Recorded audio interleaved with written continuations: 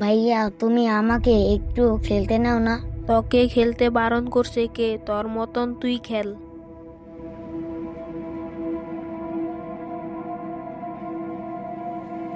বলটা একটু এনে দে না ভাই। তোর বল তুই এনে নে, আমি পারবো না। আচ্ছা, আমার বল আমি আনছি। আমার বল কারু এনে দিতে হবে না।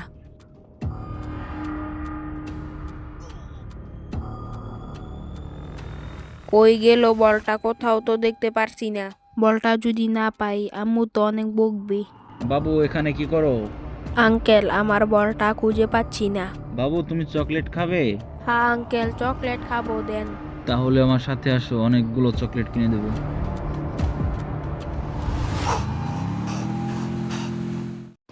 কই রে ইমন, সুমন কই গেলি? এখানে আ।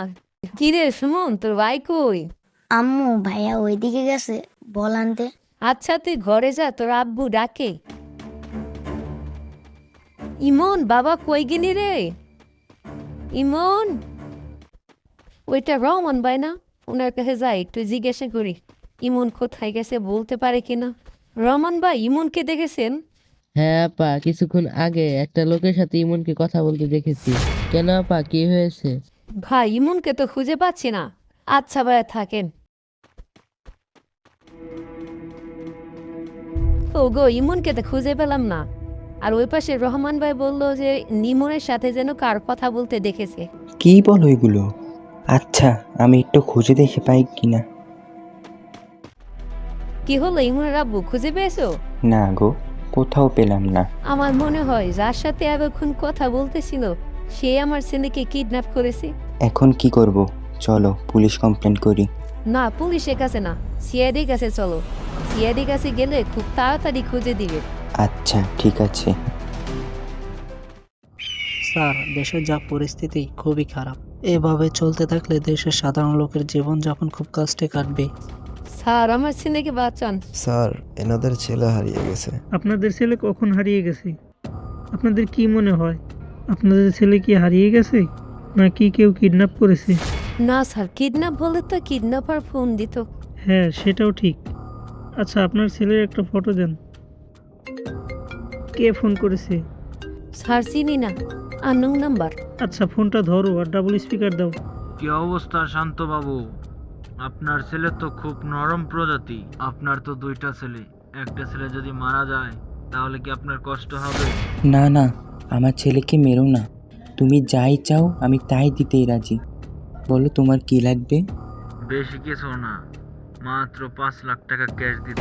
এখন এতগুলো টাকা আমি কোথায় পাবো? কোথায় পাবে সেটা আমি জানি না। তোমার হাতে মাত্র 5 ঘন্টা টাইম আছে। এর মধ্যে টাকাটা দিতে পারলে তোমার ছেলেটা সুস্থ থাকবে, আর না হলে বুঝতে তো পারছো। আর হ্যাঁ, ভুল করে পুলিশকে কিংবা সিআইডি কে বললে এর পরিণাম কিন্তু ভালো হবে না। ততক্ষণ টাকা ম্যানেজ করো, আমি আবার ফোন করব। আপনারা কোনো চিন্তা করেন না, আমরা আপনার ছেলের কিচ্ছু হতে দেব না। দয়া, যে নাম্বার থেকে কল আসছে ওই নাম্বারের লাস্ট লোকেশন বাইর করো। স্যার, এখন আমি কি করব? তুমি চিন্তা করো না, এখন বাড়ি যাও, আমরা একটা ব্যবস্থা করতেছি। আচ্ছা ঠিক আছে। স্যার, এই নাম্বারের লাস্ট লোকেশন ফ্যাক্টরির আশপাশে দেখাচ্ছে। আচ্ছা অভিজিৎ, তাহলে তুমি ওই লোকেশনে চলে যাও, দেখো কিছু জানতে পারো কিনা। ফ্যাক্টরির এখানে তো কাউকেই দেখতে পাচ্ছি না, কার কাছে জিজ্ঞাসা করব? যাই একটু সামনে গিয়ে দেখি তো। ওই তো একটা তেলের পাম্পের লোক দেখা যাচ্ছে, যাই জিজ্ঞাসা করি। আঙ্কেল, আমি সিআইডি থেকে। সকালে কিছু লোক একটা ছেলেকে কিডন্যাপ করে এখানে এসেছিল, তার লাস্ট লোকেশন এখানে দেখাচ্ছে। আপনি কি কিছু বলতে পারবেন?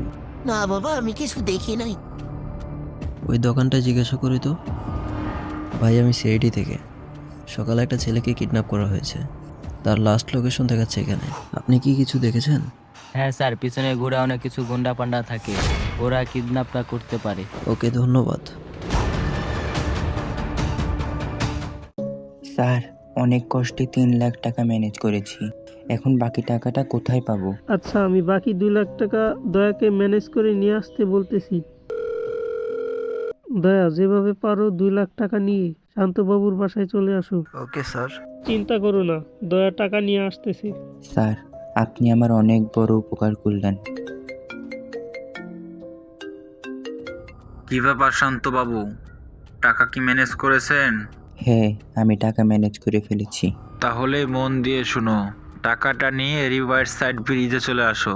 ওইখানে আমার লোক ওয়েট করতেছে, টাকাটা দিয়ে সোজা বাড়িতে যাবে, কোনো চালাকি করার চেষ্টা করবে না। আচ্ছা, তুমি যেভাবে বলেছ আমি সেইভাবেই করব। আচ্ছা, সব টাকাগুলো এই ব্যাগের ভিতরে রাখো। এই ব্যাগের ভিতরে লোকেশন মেকার চিপ লাগানো আছে। কিডন্যাপার টাকা নিয়ে যেখানেই যাক আমরা সেটা লোকেশন পাবো। স্যার, এখানে 2 লাখ টাকা আছে। ওকে, এই ব্যাগের ভিতর রাখো। আর শান্তবাবু, আপনি টাকাগুলো নিয়ে দ্রুত বেরিয়ে পড়েন, আমরা আপনার উপর নজর রাখবো।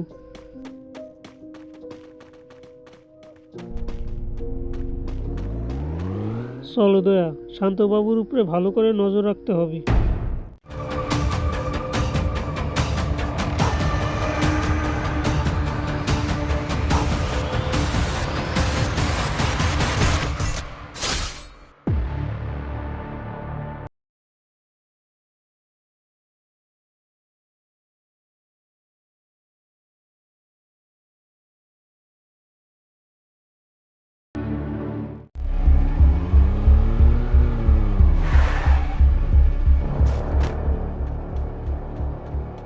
এই নেন, এখানে পুরা 5 লাখ টাকা ক্যাশ আছে।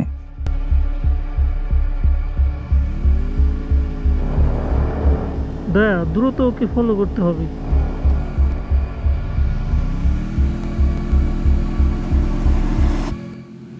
লোকেশন কি দেখা যাচ্ছে? হ্যাঁ, দেখা যাচ্ছে, সামনে চলো। স্যার, অভিজিৎ ফোন দিয়েছিল। ও বলেছে কিডন্যাপারের আস্তানায় ছদ্মবেশে আছে।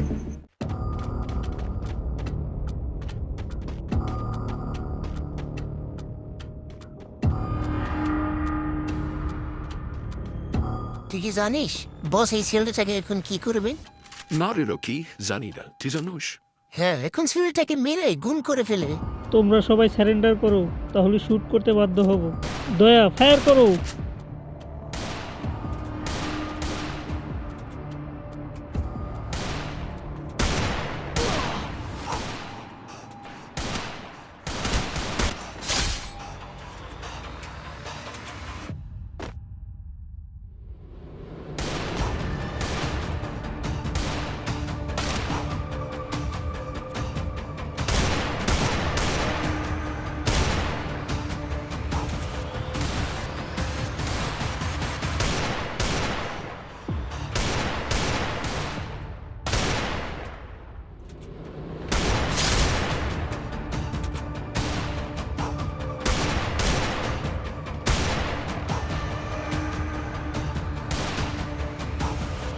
অনেক হয়েছে, এবার অস্ত্র ফেল, না হলে গুলি করে দেব।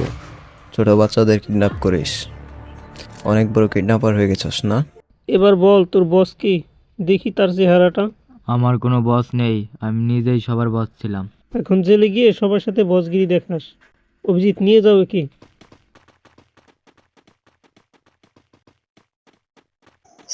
স্যার, এই যে ইমনকে নিয়ে এসেছি।